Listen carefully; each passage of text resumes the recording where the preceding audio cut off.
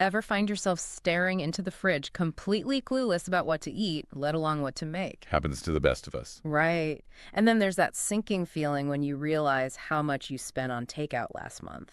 Ugh, don't even get me started on those receipts. So, we dove into some fascinating material about food budgeting, especially for couples, and let me tell you, there's some genius advice in here. Oh, I'm all ears. We're talking about uncovering those hidden food costs that sneak up on you, figuring out some seriously smart saving strategies, and proving that you can eat well without, having to sell your car. Sign me up. Okay, so And the source kicks off with this couple. They're making $65,000 a year.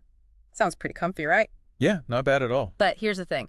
They eat out like 5 times a week, Oh, wow, okay. around 35 bucks a pop.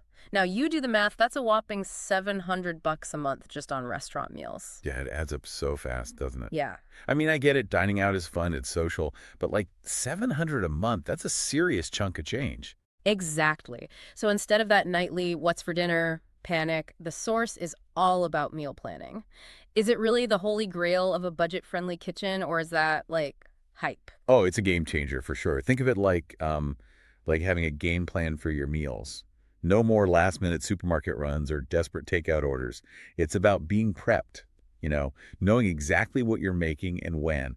That alone eliminates so much waste, both food and, let's be real, money. Okay, I'm convinced. Sign me up for fewer frantic grocery runs for sure.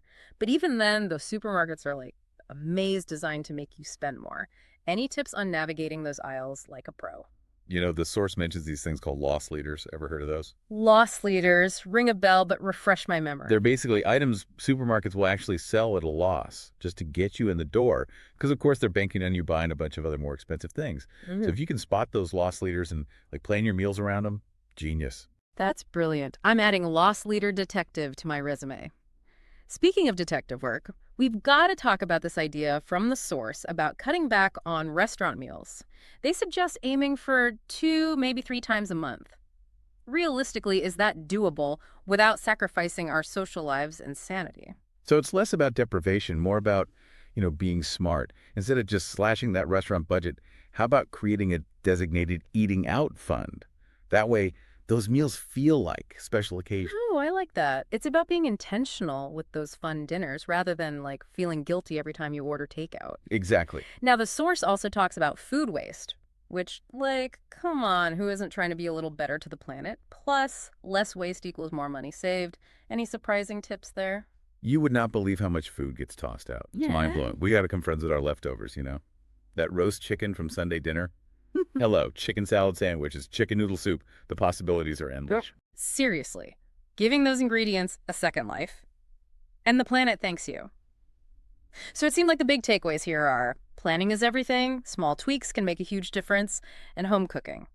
Way more exciting than we give it credit for. Couldn't have said it better myself. Food for thought before we wrap up. The source focuses on couples, but how could single people or like bigger families use these tips?